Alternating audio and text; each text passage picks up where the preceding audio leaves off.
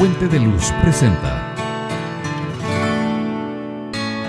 una reflexión espiritual a cargo de José Luis Cepeda.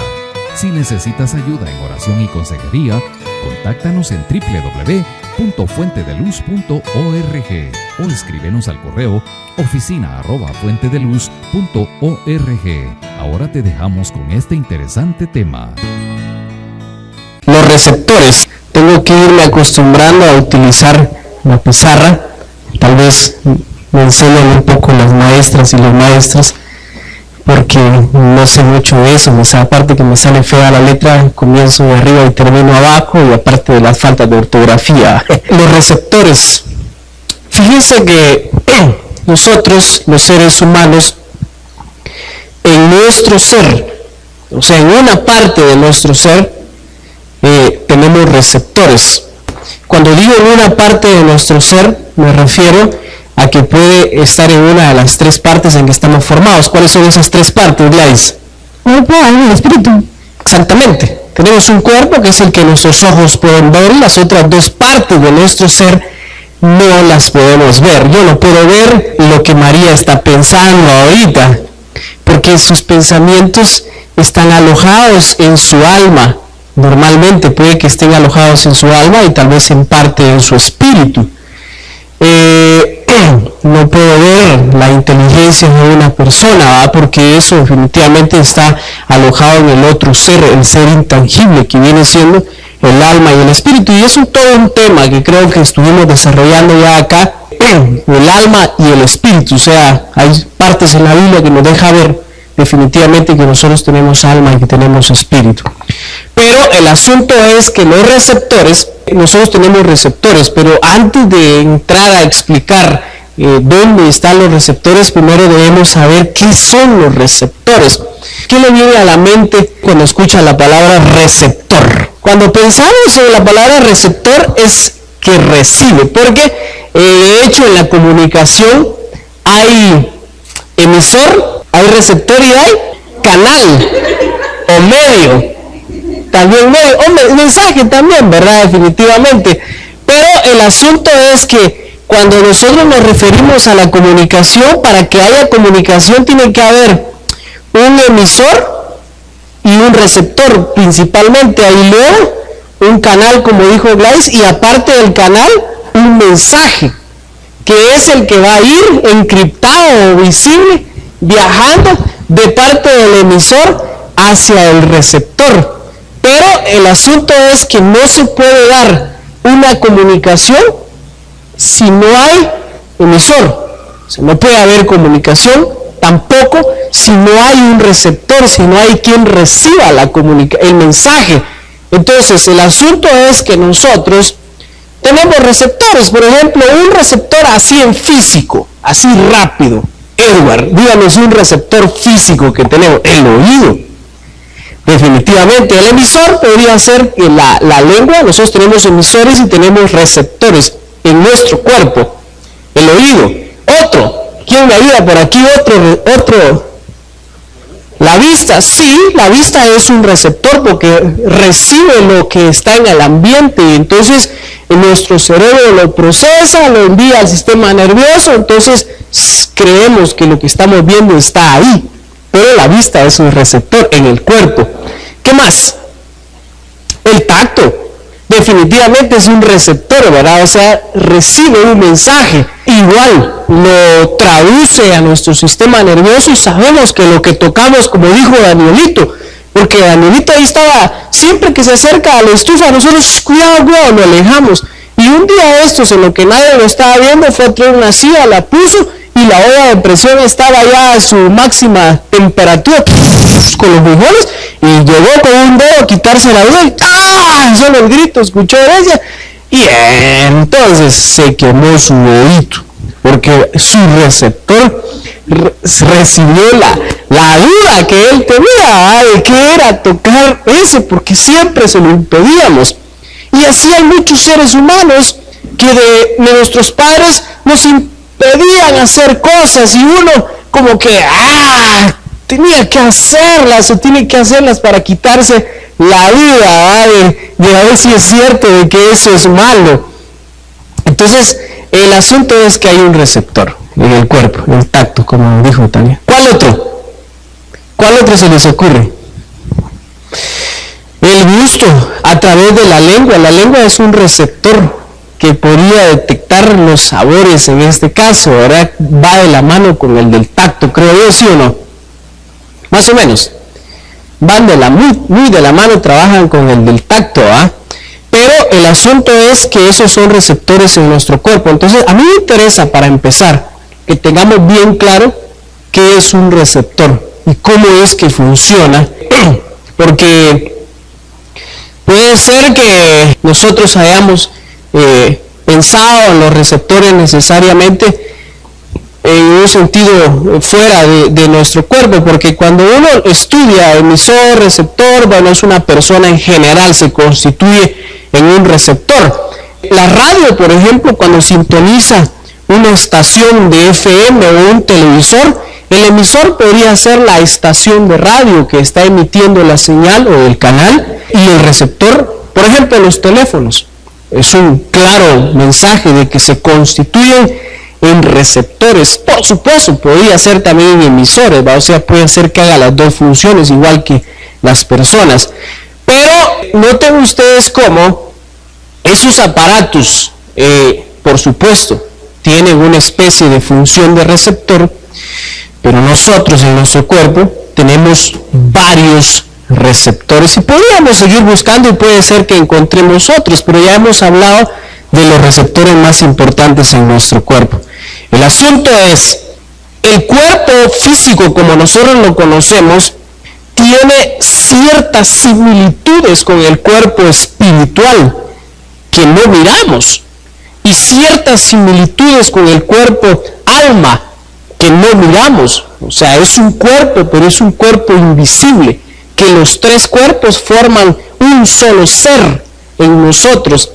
Entonces, el asunto es que si en nuestro cuerpo físico nos pasan cosas que seguramente nuestra alma también le pasan cosas similares y que hemos hecho varias comparaciones, entonces eso nos lleva a creer y a pensar que también en el alma hay receptores.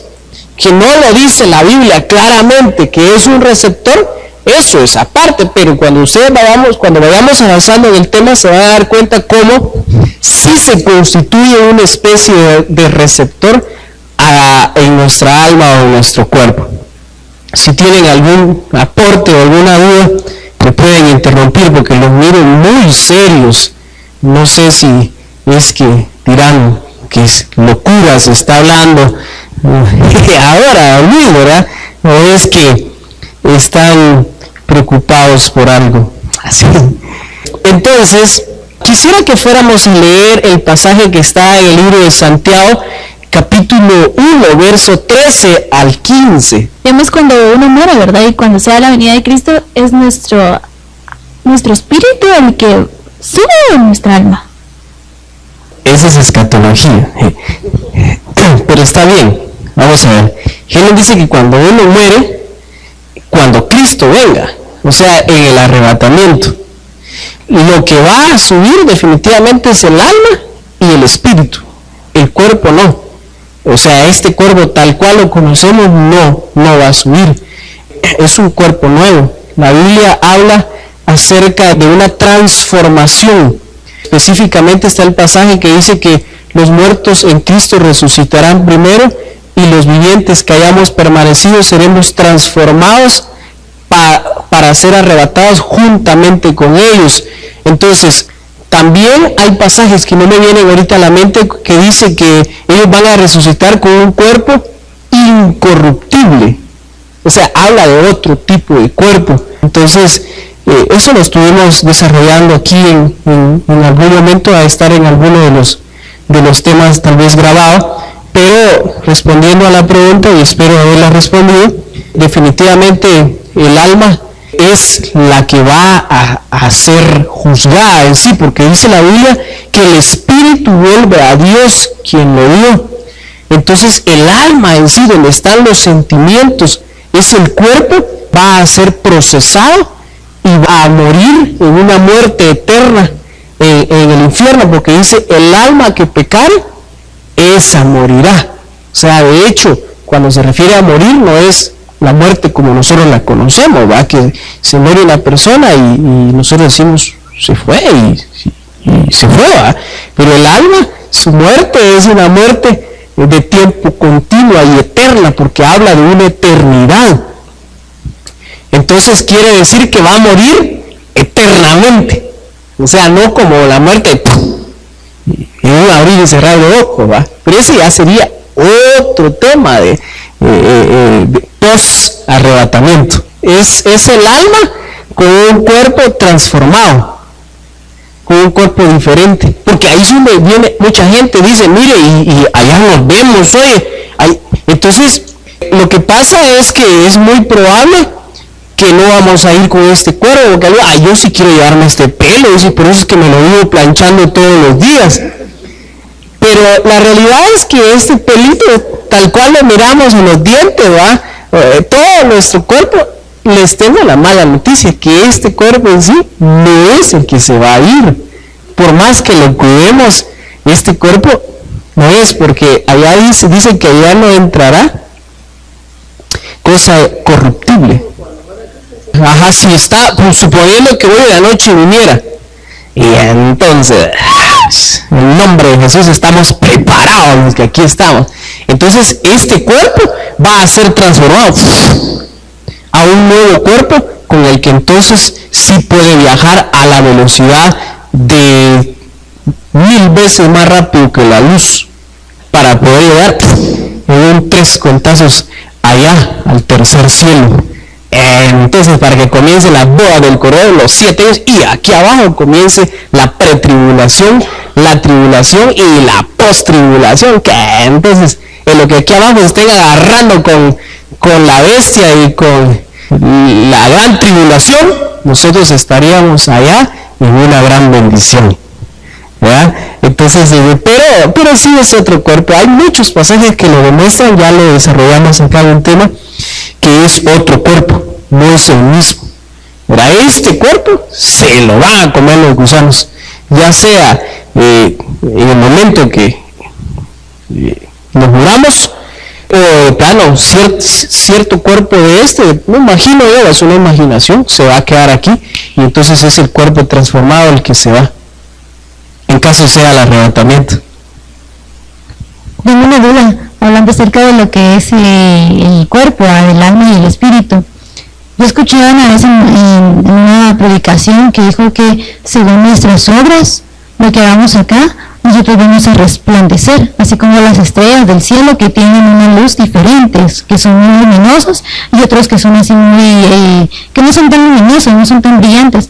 Entonces él hizo esa comparación que como nosotros somos luz, al tener esa transformación, allá vamos a resplandecer, pero nuestro brillo va a ser según lo que hemos hecho acá. No sé si es cierto.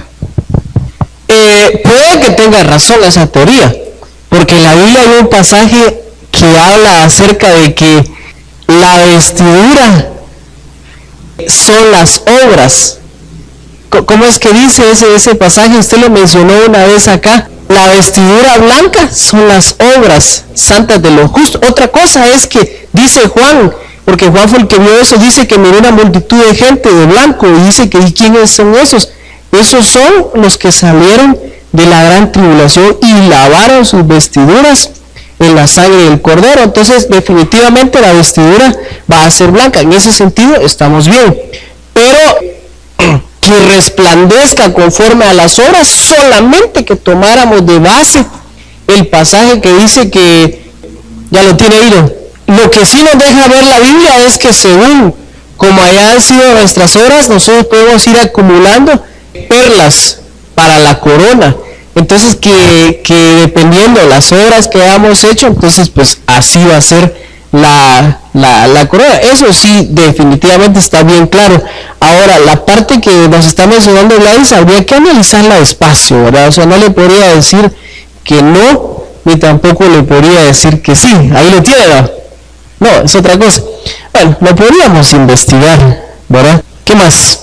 ¿Estamos bien ahí, no? Suponiendo, ¿verdad? Digamos que como estamos formados por 3 partes, ¿verdad? Alma, cuerpo y espíritu.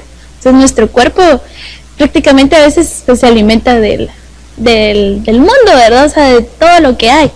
Ahora nuestro espíritu, es que no encuentro la palabra, pero es manipulado o es guiado por el Espíritu Santo. ¿Sí? Ahora nuestra alma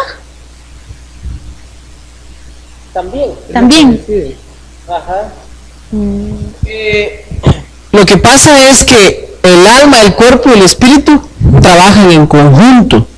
O sea, mire, pues cuando uno recibe a Cristo, el Espíritu Santo viene sobre nosotros. Así dice la Biblia. Pero puede ser que no haya venido sobre nuestra alma, sino que ha venido solo sobre nuestro espíritu. Entonces esa persona todavía sigue teniendo ánimo de hacer lo malo. De la abundancia del corazón habla la boca. Entonces puede ser que una persona ya haya recibido a Cristo y que el Espíritu Santo haya entrado en su espíritu, porque eso sucede cuando recibimos a Cristo. O sea, nuestro espíritu es vivificado a través del Espíritu Santo. Pero el alma sigue deseando hacer lo malo. Por eso es que nosotros deberíamos recibir la llenura del Espíritu Santo, porque entonces la recibimos en espíritu, en alma y en cuerpo. Cuando una persona se bautiza, ahí su alma es ministrada. Y entonces su cuerpo va a ser ministrado poco a poco por muchas cosas. Podría ser a la luz de la palabra. Entonces su cuerpo, una persona, yo no sé, puede ser que la mayoría recibe a Cristo y como antes, ¿qué ejemplo les pongo? Que satisfaga al cuerpo. Por ejemplo, fumaba, sola que fumaba. Y entonces ya es cristiano y todo, y de repente le dan unas ganas de fumarse un cigarro, porque lo que pasa es que su cuerpo y su alma se lo está pidiendo. Y su espíritu le dice, no hagas eso, porque tiene al Espíritu Santo ahí. Entonces comienza una lucha entre el cuerpo, el alma y el espíritu. Y puede ser que el espíritu sea débil de esa persona, entonces fuma. Y entonces se lava las manos, los dientes. ¡Qué pena si yo voy a la iglesia! Y en la iglesia cuando llega le saluda a alguien y entonces le siente el olor a cigarro todavía, pero está luchando.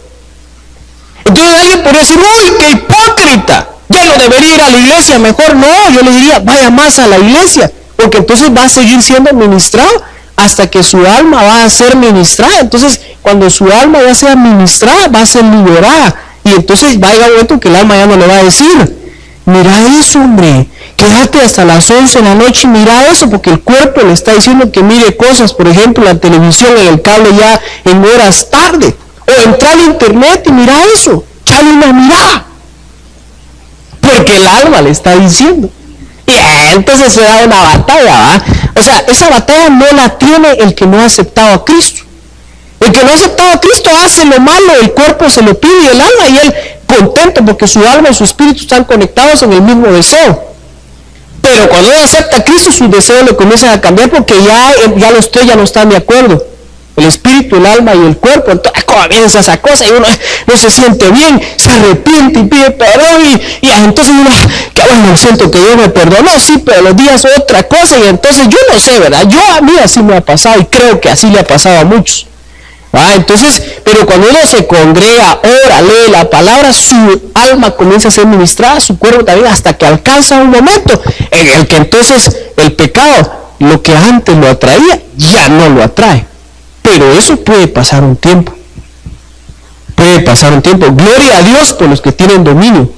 A mí me gusta cuando alguien dice, mire, yo acepté a Cristo y nunca más me volví a drogar.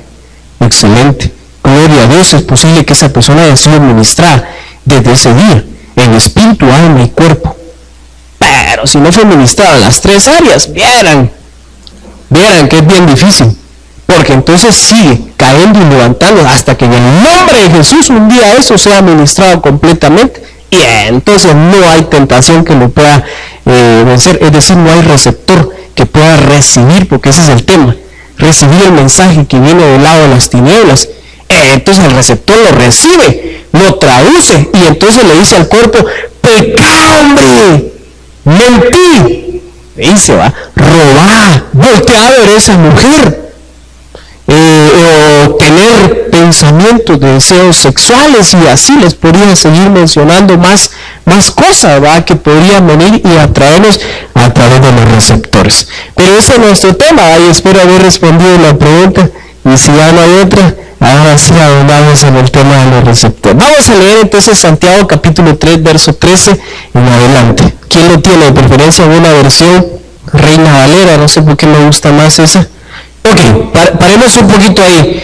Cuando su propia pasión, dice esa versión, otra versión dice concupiscencia, malos deseos, pasión, concupiscencia.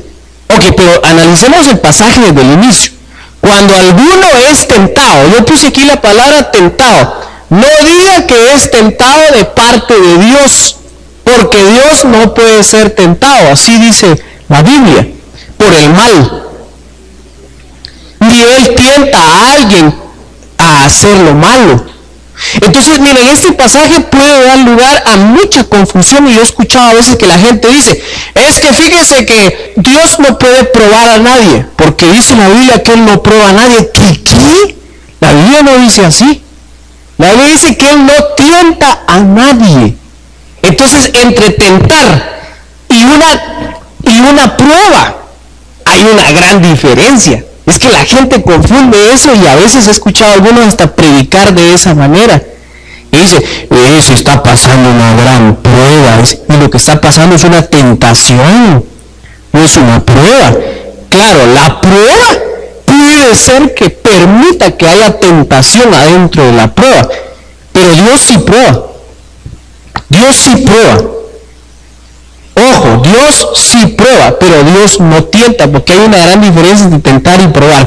¿Qué diferencia se le ocurre a Israel? Vamos a ver, que nos exponga él. ¿Qué diferencia puede haber entre tentar y probar? Y luego vamos a ver qué tiene que ver esto con los receptores. La tentación viene cuando los malos deseos o la iniquidad que hay en una persona lo lleva a querer algún pecado. Pero la prueba del Señor puede valer con fuego. Es cuando viene alguna situación difícil en la vida de alguien, no de pecado, sino que le pasa algo difícil, y Dios quiere ver realmente dónde está su amor, dónde está su fe. La prueba, la fe, ¿cómo es la prueba? Produce paciencia. Exactamente. Entonces, miren pues, una prueba podría ser lo que nosotros hacemos aquí con los estudiantes. Cada final de unidad se les pasa una prueba. ¿Es malo hacer eso? Pregunto. ¿Es malo hacer eso? No. Lo que estamos produciendo es necesario. Lo que estamos produciendo en ellos es paciencia. Así dice la Biblia. Entonces, pero lo que estamos haciendo es detectando si ellos están aptos para pasar al siguiente nivel. Viene Dios y nos prueba para ver si estamos listos para pasar al siguiente nivel. Pero tiene a veces puede ser que la palabra prueba tenga mucha relación a nuestra costumbre, como nos han enseñado en las iglesias nuestros pastores, a que tenga que ver con el pecado, porque lo que pasa es que dice, fíjese que Dios me puso a prueba, podría decir alguien, me pasó una gran tentación usted, y como vencí la tentación, pasé la prueba. Entonces, así es como nos han enseñado. Pero la realidad es que la tentación podría ser no de parte de Dios sería la prueba como tal. La tentación solamente fue un ítem que tenía adentro la prueba, no sé si me voy a entender. Como parte de la prueba es ver si pasa la tentación, pero ¿quién es el que tienta? ¿Qué dice el pasaje de la Biblia? ¿Cómo? El hombre es el que tienta. Leámoslo despacio, vamos a ver, ¿qué le va a leer despacio? Cuando alguno es tentado, no diga que es tentado de parte de Dios. Eso ya lo aclaramos. Vale, el 14. Sino que cada uno es tentado cuando de su propia concupiscencia es atraído y seducido. ¿Qué? Concupiscencia. ¿Qué? Entonces la concupiscencia, después que ha concebido, da a luz, el pecado. Ok, paremos ahí. Allá dice sus propias pasiones, ¿verdad? La pasión es la que atrae.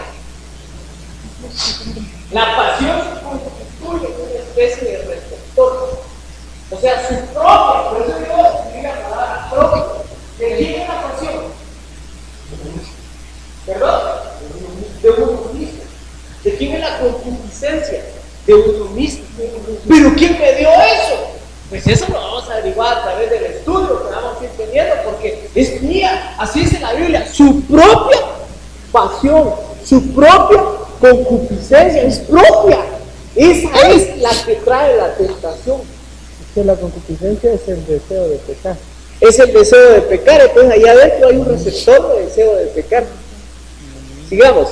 Dice, y el pecado, siendo consumado, da a luz la muerte. Sí, lo que estábamos hablando hace un rato. Entonces, si ustedes lo leen despacio, se van a dar cuenta. Su propia concupiscencia. Luego dice que la concupiscencia va a dar un resultado, que es el pecado. El pecado va a dar otro resultado, va a dar a luz la muerte. Entonces, noten ustedes cómo, cuando alguien es tentado, aquí está la persona, pero adentro de esta persona tiene un receptor llamado propia concupiscencia. Entonces, esa propia concupiscencia es la que atrae la tentación. ¿Y dónde está almacenada esa concupiscencia? Podría estar en el cuerpo, podría estar en el alma o podría estar en el espíritu. Eso lo vamos a ir viendo a través de una serie de pasajes que tengo ahí, en la cual vamos a ir descubriendo. Y entonces la idea es que al finalizar este tema, cada uno de nosotros se autoevalúe y se dé cuenta dónde tiene las concupiscencias, si en el alma, en el cuerpo y el espíritu, y por qué es que le sigue atrayendo a hacer lo malo. Ahora, si ninguno de ustedes es atraído a hacer lo malo, solo lo recto, lo perfecto, lo intachable, entonces usted ya hace falta que le salgan alitas y que se vista de blanco y que entonces le pongamos San antes de decirle su nombre, San Julio. Chica, entonces solamente está esperando la venida del Señor y no necesita ser ministrado, sino que al contrario tenemos que ir con él. Tóqueme por favor, don Julio, páseme un poco de su santidad. Tendríamos que ir con él. Entonces quiere decir que no hay concupiscencia. Sí, definitivamente. Y nosotros como los seres humanos somos buenos para compararnos con los demás. Miramos a alguien y decimos, yo no soy como ese. Entonces aquí uno mira que los pecados que tiene ese parece que son más grandes que los de uno, pero ¿quién puede medir eso? Solo Dios. Nosotros no sabemos de qué tamaño son los pecados, aunque la Biblia nos deja ver, porque hay pecados de muerte y hay pecados que no son de muerte. Ese es otro tema que podríamos desarrollar después, los grados del pecado, pero sí cada uno puede tener receptores diferentes. Mientras que a uno lo que le gusta, lo malo, mientras que a uno lo que le gusta es hablar mal de los demás, el chisme, a otro puede ser que sea callado, que no anda hablando tanto. Más o menos un ejemplo como Edward o como Daniel, gracias a Dios que son callados, espero yo, ¿verdad? Porque es que están manejando información muy delicada, entonces, pero gloria a Dios por ese don que tienen, pero puede ser que tengan otras mañas, que esas espero no descubrirlas todavía, para que sigan desarrollando. Entonces, pero así es, pero es un grado diferente, porque cada uno de su propio receptor o concupiscencia puede ser que sea diferente. Pero dejemos que hable Gladys. Ahorita me vienen a la mente dos ejemplos, uno de prueba y uno de tentación que conozco de la Biblia. La prueba es cuando Dios le dijo a Abraham que tenía que sacrificar a su hijo. Él fue probado y él fue obediente, él probó su obediencia y él lo hizo, no lo mató, pero él, Dios vio esa obediencia en él. Y la tentación, no sé si concuerda con la vida de José, cuando la esposa del que le servía la esposa de Potifar, comenzó a seducirlo, pero él no cedió, sino que escapó de la tentación. Excelente ejemplo. Pero aquí es donde surge la gran pregunta: ¿por qué José fue tentado? ¿Será que fue de parte de Dios? ¿Qué dicen ustedes? ¿Qué dice Ariel? ¿Será que José fue tentado de parte de Dios con la mujer de su amo? Sí, eso está bien, eso es cierto. Eso hizo que él fuera a la cárcel y que estando en la cárcel conociera al panadero y al copero. Eso es cierto, pero aquí la pregunta es: ¿era de parte de Dios? No. Sí, lo que pasa es que el diablo trabaja para Dios. Escucharon lo que dije. En algunas cosas el diablo trabaja para Dios. O sea, viene Dios y le dice: diablo, yo no puedo ir a hacer eso porque eso es malo. Eso te toca a vos. Y el diablo dice: con mucho gusto, a mí me encanta hacer lo malo. Va y lo hace, pero Dios le da permiso. Caso más claro, el caso de Job. Ese dijo, ¿no? Bueno, el caso de Job. Dios no podía hacerle lo malo a Job, pero el diablo sí. Entonces va el diablo y le pide permiso. Así es el libro de Job. Y Dios viene y le dice: ok, está bueno, a sus bienes. Después a sus bienes, así que no. Su familia, su familia. Pero su familia, a él le voy a, déjame que entre con él. Dale, pues se enferma y todo lo demás. Entonces, definitivamente, el diablo, pues, le hace los mandados a Dios. Exactamente, el diablo te ha pedido para zarandearte, pero yo he rogado que no te falte la fe.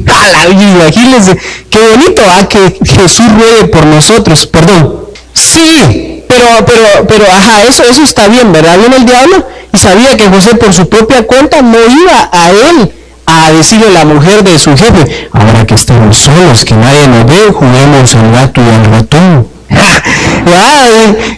no se le iba a decir José. Entonces viene el diablo, entonces a ella la usa para que se lo diga.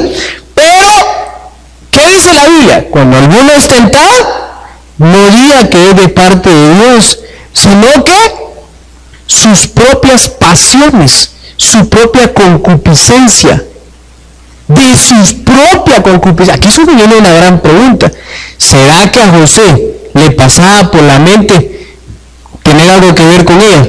Él dice que no, porque hubiera aprovechado la oportunidad que se le dio. Puede ser. Pero ¿qué dice la Biblia? ¿Que de qué es tentado? De su propia concupiscencia. Entonces, a mí se me hace, si es a mí, que José me perdone si no es así, a mí se me hace que sí le había pasado por la mente. O sea, él sí tenía un receptor, porque es que el diablo no nos va a mandar una tentación en la cual nosotros podamos no ser vencidos. Entonces a mí se me hace que puede ser que sí tenía un receptor. Todos los hombres creo que lo tenemos. Todos los hombres creo que tenemos ese receptor de ese tipo de... Lo que pasa es que él posiblemente haya pensado en bien bonita, pero él sabía que era malo. Exactamente. Ahorita que está hablando de eso, pienso yo, no sé. En la Biblia primero no dice si José fue tentado, porque para llegar a la tentación tiene que haber un deseo de él. Por ejemplo, si ponen aquí 1000 quetzales, para mí no es una tentación, pero para otra persona sí puede ser tentación, porque el mal deseo está en su corazón. Entonces la tentación va más allá. La tentación es cuando uno quiere pecar, pero si viene la situación a mi vida, no precisamente quiere decir que sea tentación. Lo que está diciendo Israel tiene mucha lógica, pero ¿qué tal si lo ponemos con Jesús? ¿Jesús fue tentado? Sí, por supuesto, pero él no deseaba hacer eso. Entonces ahí se contradice con lo que se está diciendo. Entonces tiene mucha lógica lo que está diciendo, y en parte puede que tenga razón, pero si lo llevamos a Jesús, Jesús fue tentado, pero o sea, el hecho de que, o sea, la tentación en sí se consuma no necesariamente con el deseo de hacerlo, porque Jesús no tuvo el deseo. Entonces José tampoco tuvo el deseo, y yo pienso que José, basado en esa teoría, pienso que José sí fue tentado. De hecho, José es una figura de Jesucristo en algunas cosas. Entonces, pero yo les entraba en esta explicación porque dice la Biblia que cuando alguno es tentado, de su propia concupiscencia es tentado, ¿va? Entonces, recuerden ustedes que Jesús estuvo en cuerpo, y mientras Él estuvo en cuerpo, puede ser, y de verdad, ahorita sí, perdóname Dios por lo que voy a decir, puede ser que en el cuerpo Él tuviera receptores de tentación.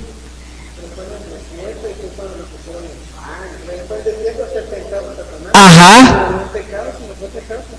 Exactamente, entonces puede ser que el receptor del hambre se activó. Eso es como cuando a ustedes le dicen, mire, va a estar a dieta. Perfecto, dice, puchiga, pero se pasa ahí por están esos pastelitos, entonces se activa el receptor.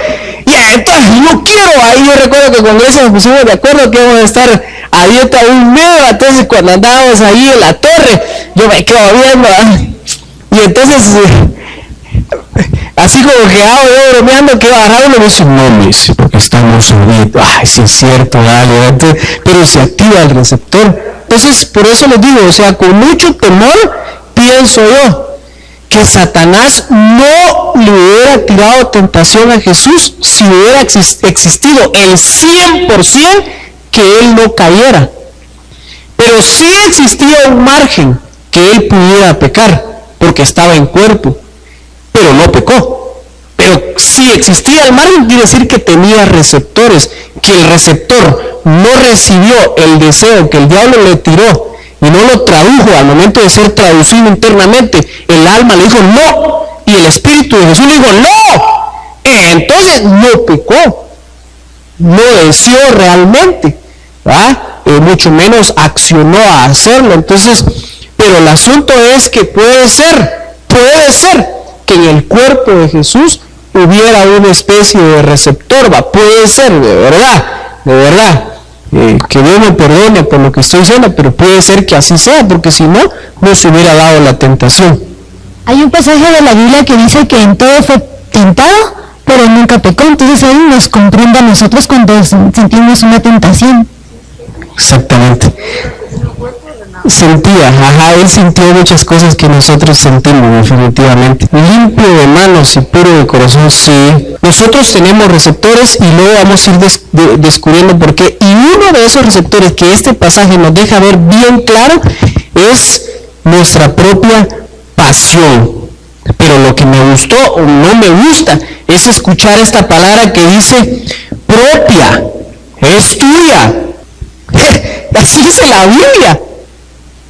Entonces, no es que te la hayan prestado, porque cuando uno le prestan algo uno lo puede devolver, pero lo que ya es propio, bueno, sí se puede entregar. Mire, esta tablet es de mi propiedad, pero yo ahorita se la voy a entregar a alguien, entonces sí puedo entregar lo que es propio.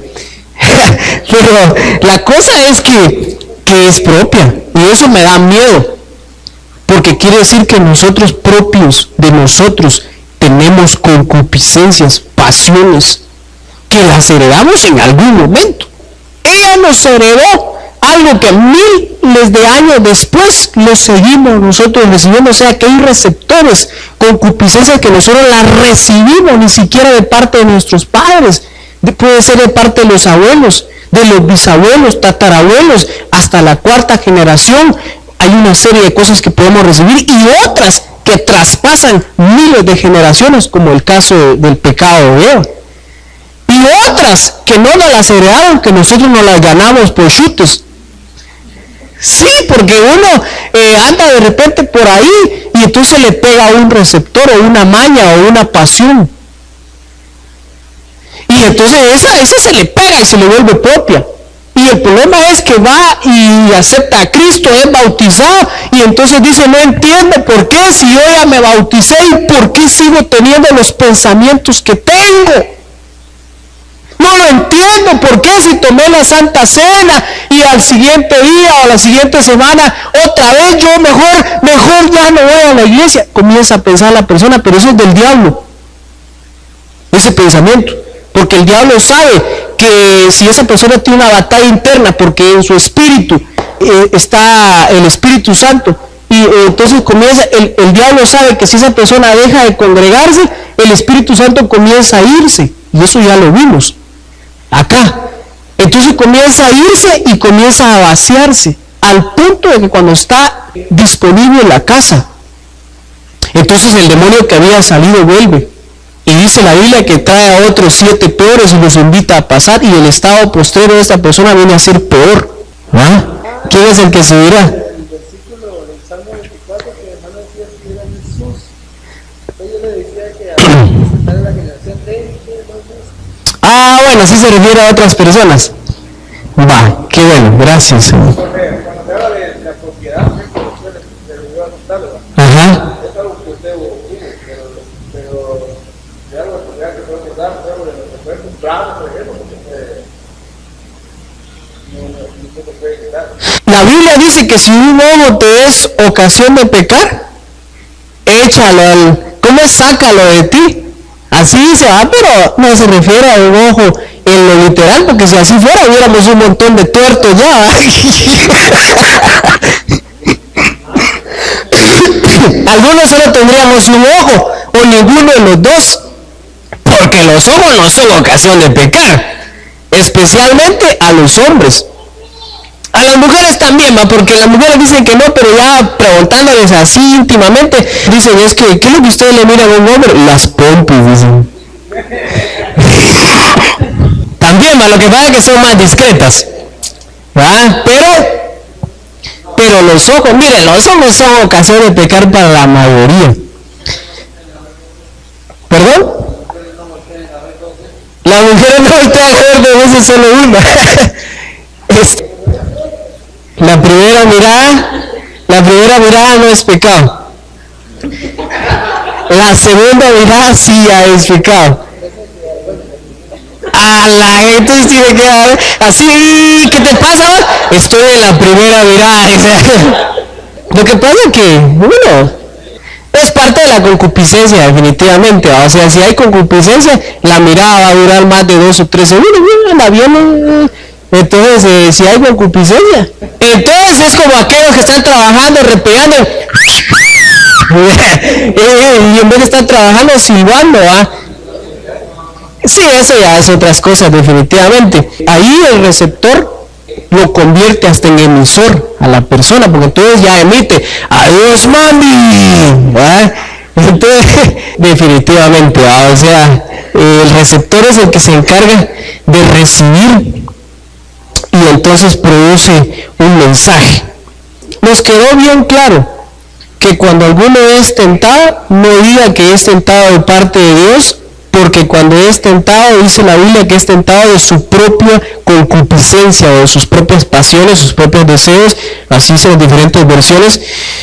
Y entonces, cuando dice sus propias pasiones, su propia concupiscencia, cuando se refiere a concupiscencia, ahí hay un conjunto de receptores que pueden ser varias cosas, y eso es lo que vamos a ir analizando en el transcurso del tema. Entonces, algo bien importante que debemos de comprender es que durante nuestra vida sin Cristo vivimos muchas cosas, las que marcaron nuestra existencia, ya sea en forma positiva o en forma negativa. Por ejemplo, yo en el tiempo que viví sin Cristo, una de las cosas que también marcaron mi vida de forma positiva es que yo leía libros motivacionales. Entonces eso marcó mi vida de forma positiva. Cosas que marcaron de forma negativa les he platicado cantidad de veces, no me voy a detener ahí, pero en el ejemplo que estoy poniendo es cuando uno está sin Cristo, pues cosas positivas y negativas lo marcan. Y estando en Cristo, ¿será que lo marcan solo cosas positivas a uno? No. Eso es un gran error que a veces le venden a uno el cristianismo de esa manera. Venga a Cristo y pare de sufrir. Entonces, eso no es cierto, porque en la iglesia también se sufre. No lo mismo que afuera, pero se sufre. ¿Qué se sufre en la iglesia? Disculpe, por ejemplo, dejar de hacer lo que hacías antes, ahí comienzas a sufrir, pero no solo eso, en la iglesia hay gente chismosa, entonces que te ande cagando en chismes, es un problema, se sufre. No solo eso, en la iglesia hay gente envidiosa, que te pegan envidias y que, entonces también se sufre. Entonces la gente cuando llega a la iglesia, a Cristo, y dice, ahora sí voy a dejar de sufrir, entonces comienza a tener experiencias positivas y negativas, y entonces se da cuenta que no todo era color de rosa, sino que hay cosas adentro de la iglesia que son color de hormiga. Entonces se van, como ellos llegaron así, se van, duran un poco tiempo y se van. Pero la situación es que, por ejemplo, yo recuerdo, cuando yo me reconcilié con el Señor, te lo voy a dar el tiempo, llegué a la iglesia con muchos deseos de servirle a Dios. Sigo teniendo deseos de servirle, pero yo siento que en ese momento emocionalmente yo estaba top. O sea, yo quería servirle al Señor, y entonces yo recuerdo que llegué, me puse la orden con el pastor, yo aquí estoy, ya me reconcilié con el Señor, solo dígame cuánto tiempo tengo que estar ahí sentado, y entonces yo voy a empezar a contar los días, porque quiero servir, póngame a hacer algo lo más pronto posible. Le dije, solo dígame, entonces yo aquí lo hago, que hay que barrer, hay que trapear, lavar baños, cuidar carros, no sé, póngame a hacer algo, porque yo no estoy acostumbrado a estar de bracitos cruzados. Y el problema es que yo estaba muy emocionado. Perdón, porque Julio estaba de brazos cruzados. Pero es que entonces yo comienzo a darme cuenta de muchas cosas en la iglesia, o sea, con todo mi deseo de servir, me lo empezaron a bajar poco a poco. Gracias a Dios que no me lo terminaron completamente, si no, no estaría aquí. Pero, por ejemplo, me lo empezaron a bajar situaciones de envidia, o sea que empezaron a hablar de mí otros, a decir, bueno, ¿y ese por qué? ¿Y a ese por qué le dan privilegios y un nuevo? Entonces la respuesta hubiera sido, lo que pasa es que él tiene ganas y vos no tenés ganas solo de hablar. Podría ser, así les podría seguir mencionando. De plano que a ese el pastor lo prefiere porque ese ofrenda bastante. Y entonces decía, pero si lo que yo ofrendo es poco, decía yo. Pero la cosa es que ellos pensaban que yo ofrendaba bastante, que no eran ellos los que contaban la ofrenda, sino habían dicho, uy, qué poquito ofrenda ese. Y ese tiene pisto, debería ofrendar bastante. Porque si no hablan una cosa, hablan otra. Entonces, ¿así son las iglesias ustedes? Sí, así son. No todas, pero sí. Lo que pasa es que en algunas la gente no se da cuenta, porque son mega iglesias, solamente miran todo lo de afuera, pero en el fondo, vieran que sí, perdón, todo es su cruz. Exactamente, eso estábamos desarrollando cabal el domingo pasado, antepasado, creo yo. Definitivamente tomar la cruz es sufrimiento, definitivamente. Entonces, ¿por qué terminamos hablando de todo eso? Hasta se me olvidó. ¿Por qué nos metimos a hablar de todo eso? Bueno, la cosa son los receptores, ¿verdad?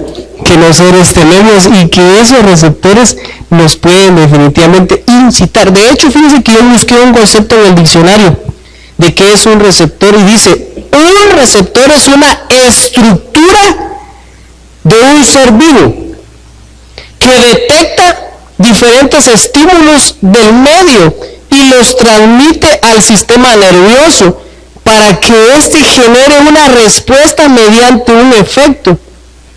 Para que se active el estímulo, debe superar la umbral de la excitación. Así dice el diccionario. O sea que para que se active el estímulo, o sea, el receptor, lo voy a volver a leer mejor, dice, un receptor es una estructura de un ser vivo que detecta diferentes estímulos del medio. O sea, el receptor detecta los estímulos en el medio. Entonces, y los transmite al sistema nervioso. O sea, lo del tacto, el receptor está ahí, detecta en el medio fuego. Entonces detecta y a partir de ahí lo transmite. El receptor lo detecta, lo recibe, lo transmite al sistema nervioso y entonces el sistema nervioso, miren lo que sucede. Dice, para que éste genere una respuesta mediante un efecto, para que se active el estímulo, debe superar la umbral de la excitación. ¿Y qué es la excitación? Eso lo expliqué acá un domingo. ¿Qué es la excitación?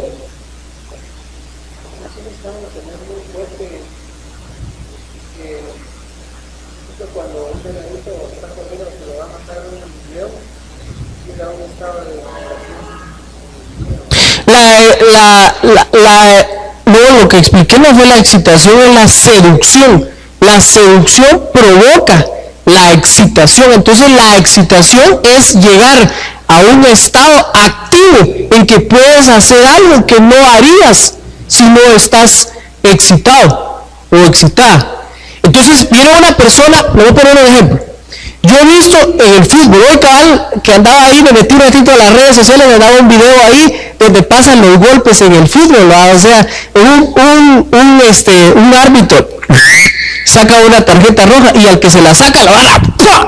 Y una vez lo hace sentado al árbitro. Lo que pasa es que el otro fue excitado a un grado en el que responde de un solo golpe y le da un solo de rechazo al árbitro y lo bota. Entonces la excitación que recibió el que dio subió el umbral al punto de llegar a hacer algo que no haría si no está excitado. O sea, si él no estuviera con ese furor que carga adentro de que van perdiendo o qué sé yo, le sacan una tarjeta, no lo excitó. Entonces esa es la excitación. Al punto que quiero llegar es el siguiente: el receptor, según el diccionario, es una estructura de un ser vivo que detecta diferentes estímulos. Aquí está hablando el receptor en una persona. O sea, el diccionario sí indica que los seres humanos vivos tenemos receptores. No necesariamente el receptor son aparatos físicos tal cual nos han enseñado, porque cuando nos dieron la clase de comunicación, pues el receptor es el radio que recibe, emisor la estación de radio que emite, el mensaje, el contenido que va ahí. Así nos enseñaron, me recuerdo yo, así les enseñaron a ustedes. Está la que dio ese curso. La otra le va a agregar de una vez que los seres humanos también tenemos receptores, ¿verdad? Porque eso no lo enseñan los maestros. La cosa es que durante nuestra vida, ya sé por qué terminé hablando de todo eso, porque en nuestro caminar, en nuestra vida, nosotros son sembrados receptores, cosas que buenas o malas. Entonces, eso es lo que forma nuestro carácter. Por ejemplo, yo a Danielito un día de estos, tenía él una gelatina que le dio mi mamá. Entonces vine yo y le dije, dame. No, es mía, me dijo. Dame, es mía. Entonces vine yo y le puse como que estaba llorando. Y entonces me quedó viendo y me la dio. Entonces él ya tiene un receptor ahí de bondad. Cuando me vio llorando, me la dio. ¿Pero por qué pasó eso? Porque él, cuando él ha llorado que quiere algo, yo vengo y se lo he dado. Entonces él ya sabe que cuando alguien está llorando porque quiere algo, hay que dárselo. Entonces ese es un receptor que él ya tiene ahorita instalado.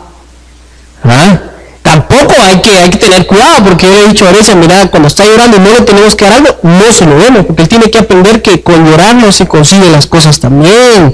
Entonces tenemos que instalarle la otra, el contrarreceptor. Sí, porque si no, cada vez que quiere algo, hacer berrinche, y así hay mucha gente. Mucha gente que está en su trabajo y quiere un aumento, hace berrinche. ¿Y qué es lo que no sabe? Que con el berrinche es lo contrario lo que va a conseguir.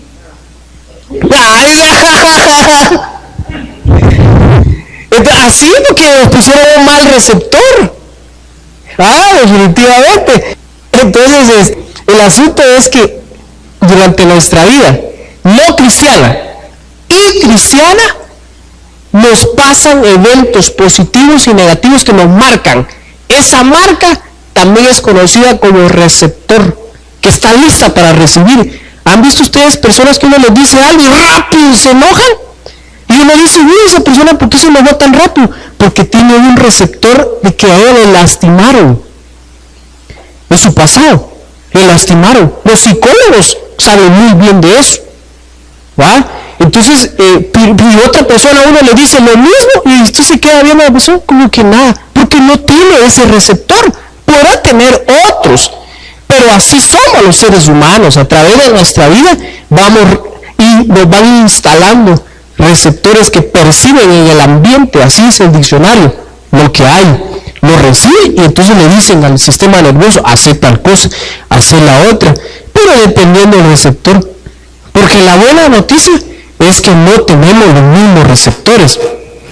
Por eso es que actuamos de forma distinta ante una situación que se nos presenta. Y yo quisiera, y ustedes también, que todos actuáramos de la misma manera ante una situación que se nos presenta. Y siempre estamos listos para decir, uy, ¿por qué hizo eso? ¿Y por qué actuó de esa manera? Yo no hubiera hecho eso. Decimos. En el caso del ejemplo de este futbolista que les acabo de decir, a mí me pueden meter zancadilla, me botan el primero día, nunca me quieren, pero yo no me levanto y voy contra. No, porque ese receptor no está puesto, gracias a Dios, pero puede ser que estén puestos otros. Entonces hay otros, yo he visto algunos que un empujoncito les da y se dejan ir. Pero como les repito, con esto me voy despidiendo porque ya es tarde.